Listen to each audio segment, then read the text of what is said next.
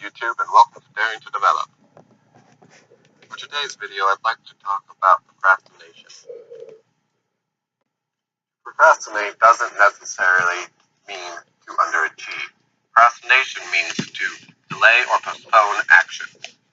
You may be procrastinating against finding a different job or figuring out what you want to do the rest of your life, or maybe finding a boyfriend or girlfriend, or plenty of other things that aren't necessarily bad, but still are procrastinating.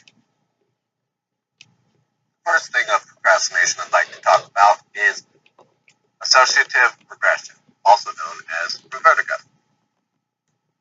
So the definition of vertigo is the tendency of a person to revert back to an older version of themselves when around people from their past.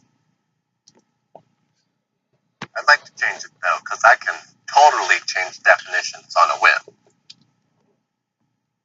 I'd like to change it to the tendency of a person to revert back to an older version of themselves when around someone or something from their past. I tweaked it just a bit because I noticed that places and objects can also have the same effect. For example, when I was growing up, I was extremely lazy.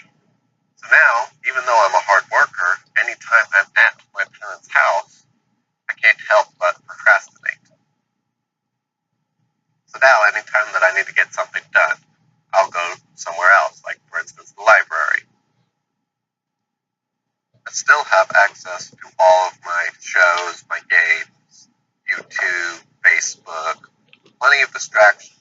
But what I find is because I'm in a different location and I'm there to work, I will actually procrastinate vastly smaller amount than what I do where I'm at home and I'm used to procrastinating there, so it's fine.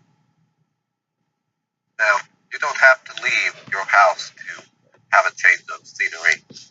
Say you've been working on your bed. Try putting a desk in a different room and working in there.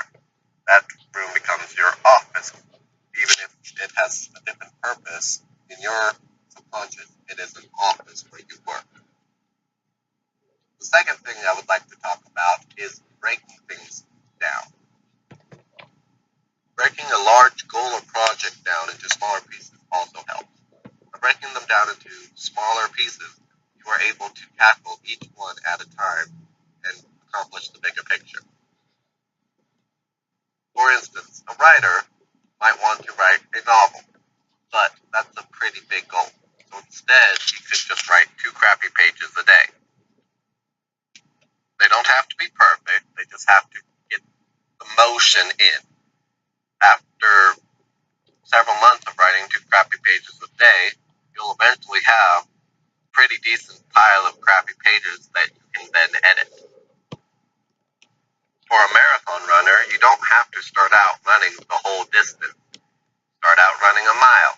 Then after a few weeks, start out running a 5K.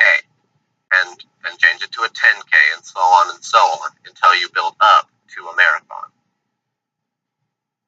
The third thing I would like to talk about is deadlines. Deadlines help to stop procrastinating. When a deadline is coming up, you stop what you're doing and you focus on what you have to do. You can create an artificial deadline for projects that don't have a deadline, like for instance, making a YouTube video, by creating either a reward or a consequence. A lot of people recommend doing money for consequences. So if I don't make a video, I have to give my brother $5. Whereas if I do a reward, if I do make the video, then I'm going to go get myself a bag of candy. And you don't have to do both. You can do either a reward or a consequence. Or you can do both if you want. It all depends on you and customizing how you will stop your procrastinating.